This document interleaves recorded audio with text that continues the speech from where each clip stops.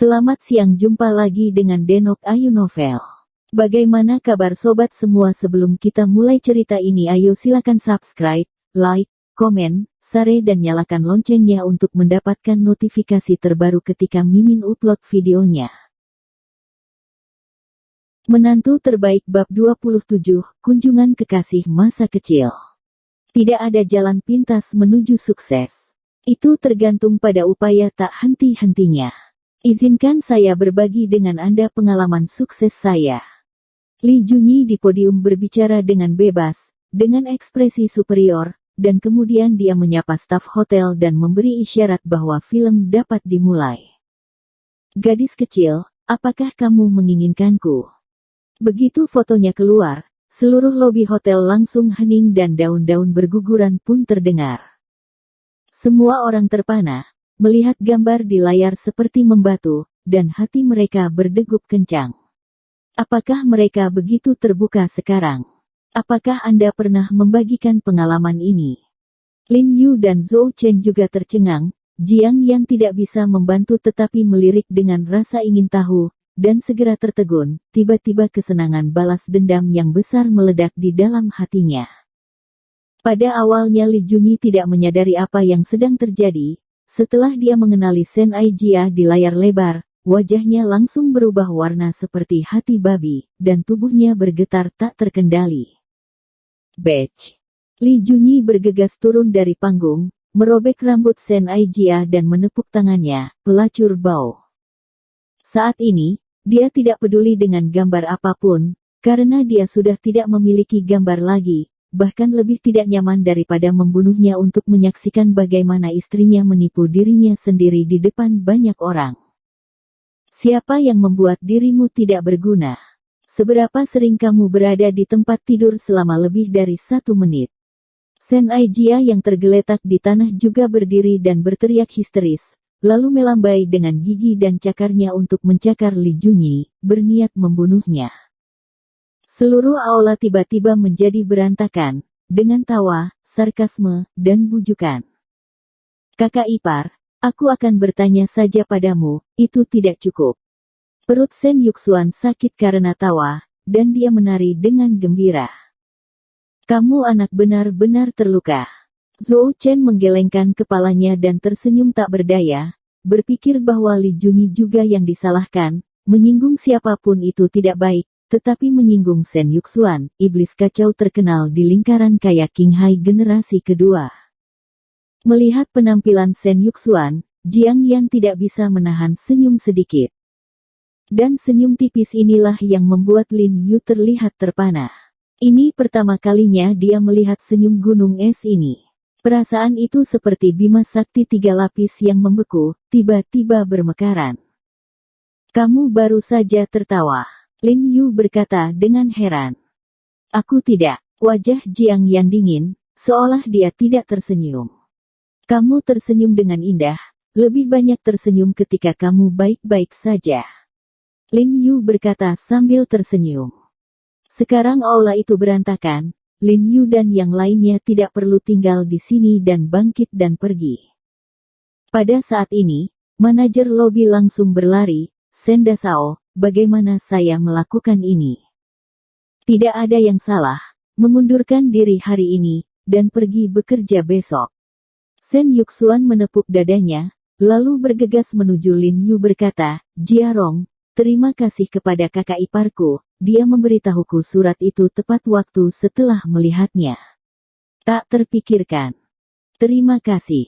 Jiang Yan, manajer lobi, berterima kasih padanya. Wajahnya sedikit jelek, memikirkan apa yang baru saja terjadi, dia masih sedikit takut.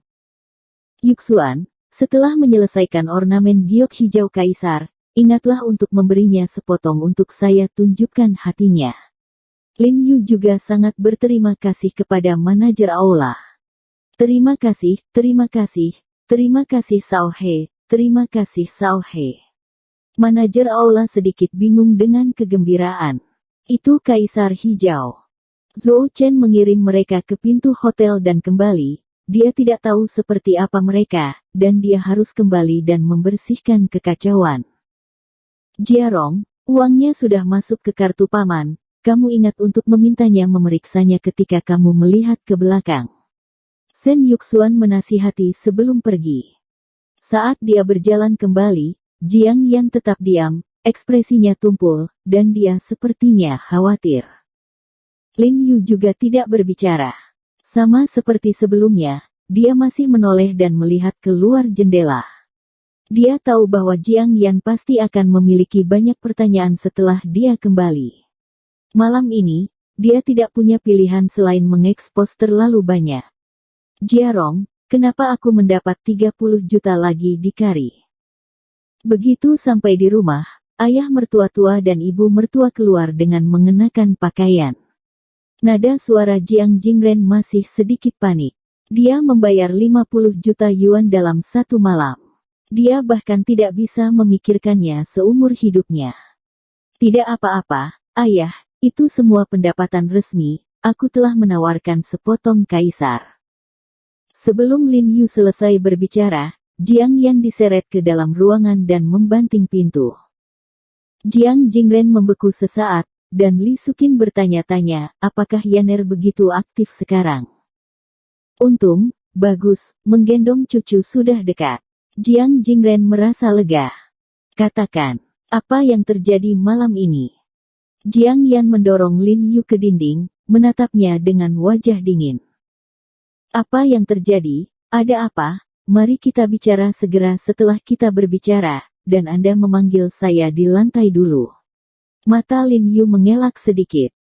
Jika kamu tidak mengatakan yang sebenarnya, kamu akan tidur di balkon hari ini. Jiang Yan berkata dengan dingin. Barang antik pertama, kemudian batu kasar, dan kemudian keterampilan medis. Tampaknya setiap keterampilan, He Jiarong, terkenal. Jiang Yan tidak percaya bahwa limbah ini akan memiliki keberuntungan seperti itu, tetapi dia tidak percaya bahwa semua ini akan menjadi kekuatannya. Jadi sekarang dia tidak sabar untuk mengetahui apa yang terjadi.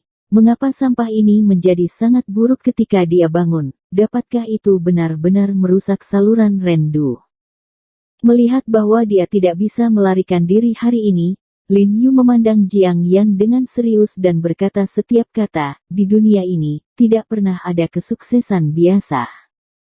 Begitu suara itu jatuh, dia menurunkan tubuhnya dan mengeluarkan 3 kotak karton besar dari bawah tempat tidur, dan melihat bahwa setiap kotak kardus penuh dengan buku. Salah satunya tentang pengobatan Tiongkok, yang lainnya tentang barang antik, dan lainnya. Ini tentang Feng Shui. Dan buku-buku ini sudah sangat tua, jelas sudah dibaca berkali-kali. Ini semua adalah buku-buku lama yang Lin Yu minta uang dari ibunya, dan dia kumpulkan dari kios jalanan untuk berjaga-jaga, untuk menjawab pertanyaan-pertanyaan dari Jiang Yan atau yang lainnya, tapi dia tidak berharap itu berguna hari ini. Anda selalu mengatakan bahwa saya orang yang tidak berguna, mengatakan bahwa saya tidak up to date, tetapi yang tidak Anda ketahui adalah bahwa saya mendukung upaya rahasia Anda setiap hari, tetapi saya tidak berani memberitahu Anda, karena setelah Anda mengetahuinya, itu adalah ejekan yang intensif. Karena hatimu, kamu tidak pernah benar-benar menerimaku. Mata Lin Yu merah, dan dia berbicara omong kosong, merasa bahwa dia bahkan tersentuh. Maaf. Jiang Yan sedikit terdiam oleh ucapan, He Jiarong, ya, sejak dia datang ke rumah ini, dia tidak pernah menerimanya di dalam hatinya. Baginya, itu sangat tidak adil. Melihat orang bodoh itu, Lin Yu menghela nafas panjang, Saudara Jiarong, aku sangat menarik untukmu. Jika kamu ingin, kamu bisa tidur di tempat tidur malam ini. Tidak, aku biasa tidur di tanah. Sebelum Jiang Yan selesai, Lin Yu mengaspal lantai dan tidak mandi. Dia melepas mantelnya dan tertidur. Setelah beberapa saat, terdengar suara dengkuran kecil. Dia sedikit lelah setelah dilempar hari ini. Jiang Yan menatap Lin Yu ragu-ragu memukul lantai dan tertidur, merasa sedikit kesal di dalam hatinya. Ini sia-sia, dia sangat tidak menarik di dalam hatinya. Ini adalah kedua kalinya dia mengambil inisiatif untuk meminta tidur dengannya hari ini, tetapi dia telah menolak satu demi satu. Anda tahu, ini adalah sesuatu yang diimpikan banyak pria dan tidak bisa didapat. Tidur, tidur, tidur, lupakan. Jiang Yan dengan marah berbalik dan membanting pintu, lalu pergi mandi. Bagus, bagus, tidak masalah. Mereka semua adalah teman lama, dengan gaji tahunan 8 juta, tidak masalah. Kamu perusahaan yang mana? Oh, perusahaan besar, direktur konsultan. Ya, kamu tidak perlu bergeser, kamu bisa melakukannya, 10 juta adalah 10 juta, mereka semua adalah teman. Nah, katamu kamu berkata, aku adalah aku, kamu harus datang ke sini secara pribadi. Nah, di rumah, kamu bisa datang ke sini pada sore hari. Siapa kamu? Maaf, ada terlalu banyak panggilan hari ini. Jadi tidak, benar-benar tidak ada ruang tersisa. Apa, hanya butuh setengah hari sebulan. Gaji tahunan 6 juta. Lalu aku pertimbangkan. Baik. Ayah, apakah kamu mengganggumu pagi-pagi sekali? Apa yang kamu lakukan? Jiang Yan berdiri di pintu kamar tidur sambil mengusap matanya, dan Jiang Jingren mengeluh di ruang tamu. Hari ini dia istirahat. Dia ingin tidur nyenyak, tetapi Jiang Jingren menelepon ke ruang tamu setelah pukul 5, dan panggilan itu berlangsung selama 1 jam. Oh sayangku, kamu telah menemukan suami yang baik, sekarang kita telah berkembang. Jiang Jingren tersenyum lebar. Apa yang kamu bicarakan? Jiang Yan bingung. Apakah Jiarong sudah bangun? Jiang Jingren memandang dengan hati-hati di kamar tidur. Itu tidur seperti babi. Jiang Yan dengan cepat memblokirnya, takut dia akan melihat Lin Yu tidur di lantai. Kalau begitu biarkan dia tidur, jangan ganggu dia, aku akan turun untuk bertarung. Jiang Jingren berjingkat ke bawah setelah selesai berbicara. Wajah Jiang Yan penuh garis hitam, ayahnya. Pemberontak. Pengkhianat. Jiang Yan membanting pintu dengan marah, mengejutkan Lin Yu yang tertidur di lantai. Menjelang tengah hari, Jiang Jingren kembali. Bersama dia adalah pasangan paruh baya dan seorang pemuda tampan. Pria berkacamata bundar dan menyisir kepalanya. Dia sangat tampan. Oh, Laoli, kita sudah bertahun-tahun tidak bertemu. Sudah 5 atau 6 tahun, saya belum kembali sejak saya pindah. Ya, kamu lihat Xiao Tian begitu tua, benar-benar pemuda yang tampan. Saat mengobrol, Jiang Jingren menyapa mereka untuk minum teh. Di mana Yan Yan? Kenapa kamu tidak melihat Yan Yan? Wanita paruh baya itu bertanya dengan rasa ingin tahu. Ketika dia mendengar ibunya menyebut Jiang Yan, Li Xiaotian segera menjadi sedikit bersemangat ketika dia kembali kali ini, yang paling dia nantikan adalah bertemu Jiang Yan. Mereka berdua seusia dan bertetangga, jadi mereka bermain bersama setiap hari ketika mereka masih kecil. Mereka pergi ke taman kanak-kanak dan sekolah menengah pertama bersama-sama. Bisa dikatakan mereka adalah kekasih masa kecil. Dia selalu menyukai Jiang Yan, tapi sayang sekali Luo Hua sengaja mengalir dengan kejam, dan Jiang Yan sama sekali tidak menyukainya.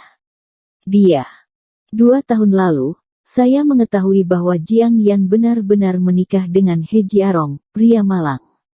Dia hampir muntah darah karena marah. Dewi yang tidak bisa dia minta, sebenarnya menikahi seorang bocah lelaki malang yang selalu diintimidasi oleh dirinya sendiri ketika dia masih kecil.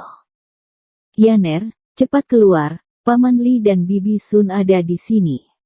Jiang Jingren berteriak dengan cepat. Halo, Paman dan Bibi. Jiang Yan keluar untuk menyapa.